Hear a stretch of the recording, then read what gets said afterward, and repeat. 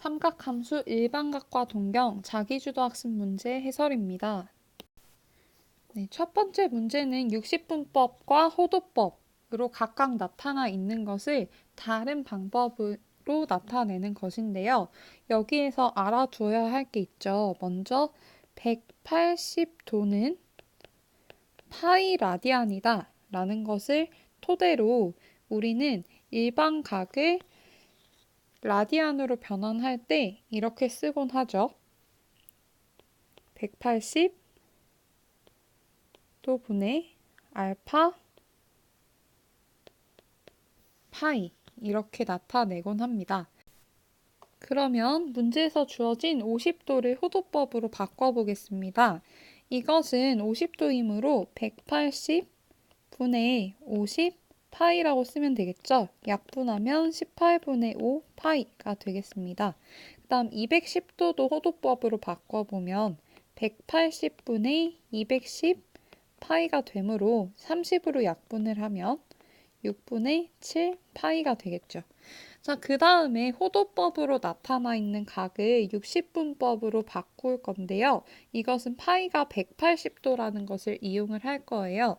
그럼 여기 들어갈 내용은 4분의 3 곱하기 파이는 180도이므로 이렇게 곱해주면 약분을 해서 135도가 되겠죠.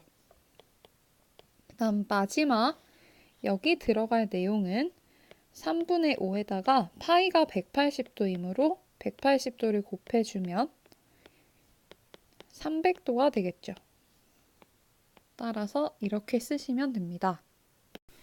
2번 문제입니다. 다음 각의 동경이 나타내는 일반각을 360도 곱하기 정수 플러스 알파 꼴로 나타내는데 여기에서 알파 값은 0과 360도 사이의 값입니다. 그러면 주어진 요 식에 360이 몇 번 들어가는지 최대로를 생각을 하면 630에는 360이 한 번 들어가고 나머지가 270이죠.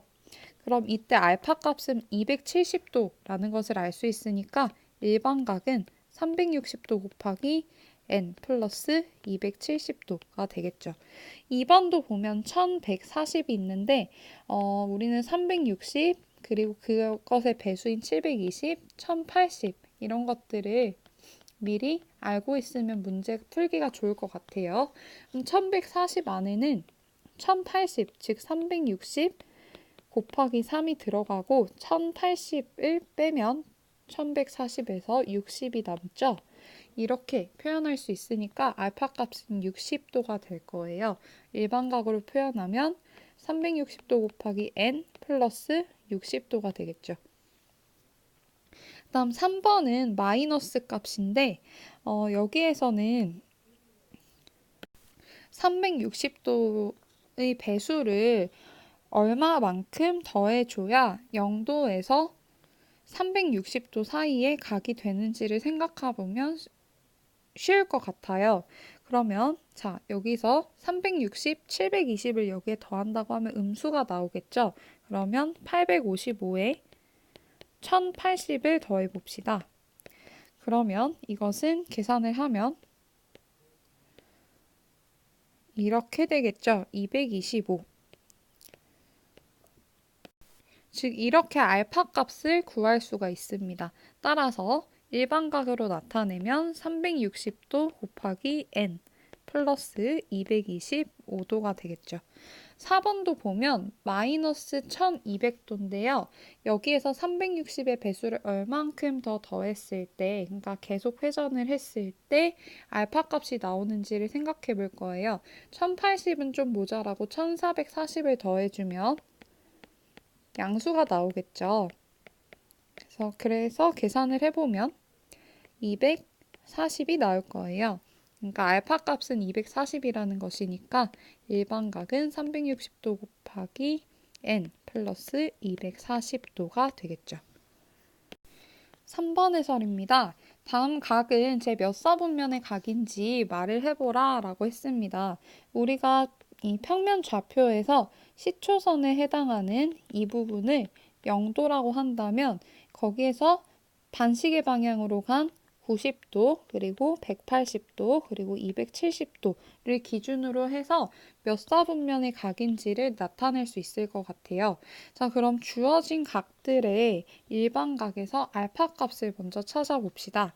650에서 이제 한 바퀴를 뺀 360을 뺀 값은 290도라는 것을 알 수 있어요.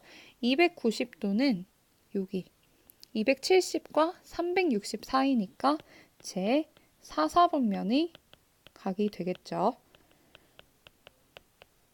다음 2번 1280 여기서 알파 값을 구하기 위해서 360의 배수를 빼주면 1080을 빼면 되겠죠. 그러면 200도가 될 거예요. 200도는 180과 270 사이니까 제 3, 4분면의 각이 되겠죠.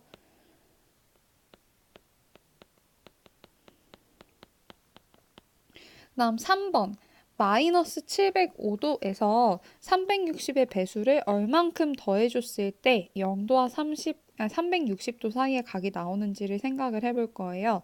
360은 조금 모자라고 여기에 720을 더해주면 15도가 되죠. 그러면 0과 360 사이의 값이니까 이것으로 판단을 하면 15는 0과 90 사이의 각이므로 제1사분면의 각이 되겠죠. 마지막으로 4번 마이너스 945에다가 360을 더해도 음수, 720을 더해도 음수인데 1080을 더하면 양수가 나와요. 계산을 하면 135가 되죠. 따라서 135는 90과 180 사이의 숫자이므로 제 2사분면의 각이 됩니다. 4번 해설입니다. 세타의 값이 파이와 2분의 3파이 사이이고 각 세타와 7세타를 나타내는 동경이 일치할 때 각 세타의 크기를 구하라고 했어요. 자, 그러면 한번 표시를 해봅시다. 각 세타를 나타내는 동경과 7세타를 나타내는 동경이 일치한대요. 근데 우리가 동경이 일치한다고 해서 각이 일치하는 건 아니고 얼마만큼 회전을 했는지는 모르니까 일반각의 표시를 해보면 7세타는 세타에다가 얼마만큼 회전을 했는지는 몰라요. n은 회전수, 즉 정수라고 생각을 하면 되죠.